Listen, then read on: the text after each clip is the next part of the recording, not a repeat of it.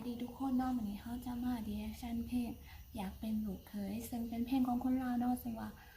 ฮ้องโดยซูพนาแล้วก็ทีเจมแล้วก็แบกือยิกใหญ่เนาะซึ่งว่าเป็นเพลงที่กำลังมาแห้งในตอนนี้ของลาวเนาะมียอดวิวเขาเบิ่งหลายที่สุดเนาะเข้าไปฟังกันเลย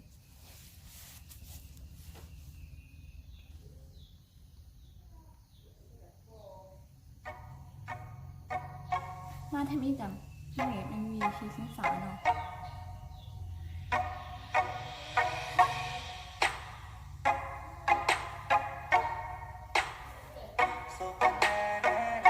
พวกที่ยังหนาจะแมนซูพนาเป็นทางเพลงซูพนาเนาะอยากเป็นลูกเคยของแม่เจ้าและอยากเป็นลูกเคยของพ่อเจ้าอยากเป็นลูกเคยของแม่เจ้าและอยากเป็นลูกเคยของพ่อเจ้าอยากโอ้ผู้สาวเจ้านั้นเป็นลูกผู้ใดไอเห็นเจ้าในมือนั้นละไอหลงโคตรรู้สึกถึกใจไอเห็นเจ้าโพสลงเฟซไอเลยเข้าไปกดใจก็ย้อนว่าเจ้าหน้าหักไอเลยอยากทักเจ้าไปทันใดก็เจ้าบอกทันมีแฟนพอบอกเลยมันโคตรจะดีก็เจ้านั้นหน้าหักก็อยากให้มาเป็นไม้เจ้าทีจะเป็นแบบนั้นแล้วมันละโคตรจะดีและก็อยากให้เจ้านั้นลองมาสนใจในเบบี้หน้าตาของไออาจสิบ่หล่อเหลาแต่หากแค่ได้ความจริงใจมีเต็มกระเป๋าขอให้เจ้านั้นหันมาและนอนน้ำกันแน่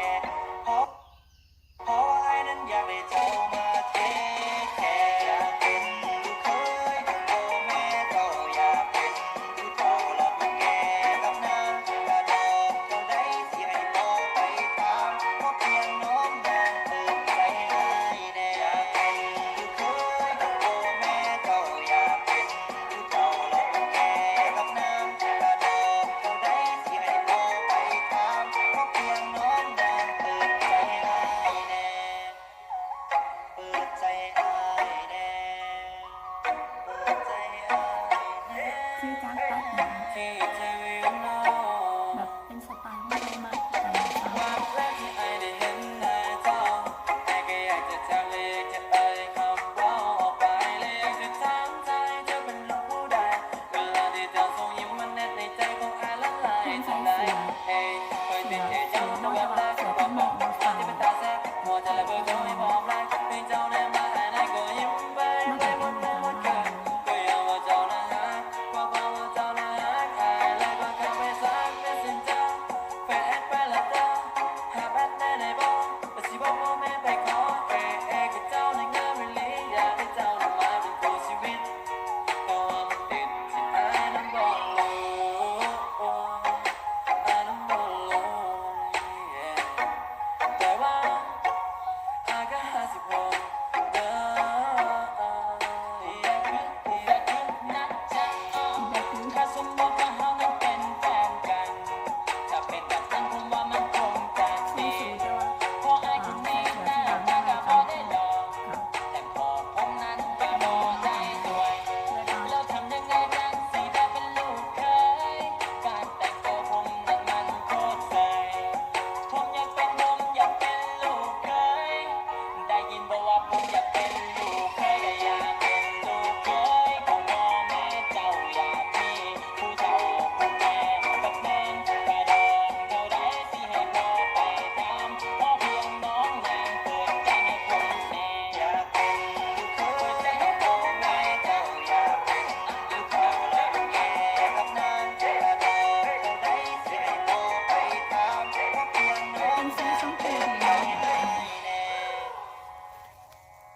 โอ้ตอนจบกับขากอยู่เนาะ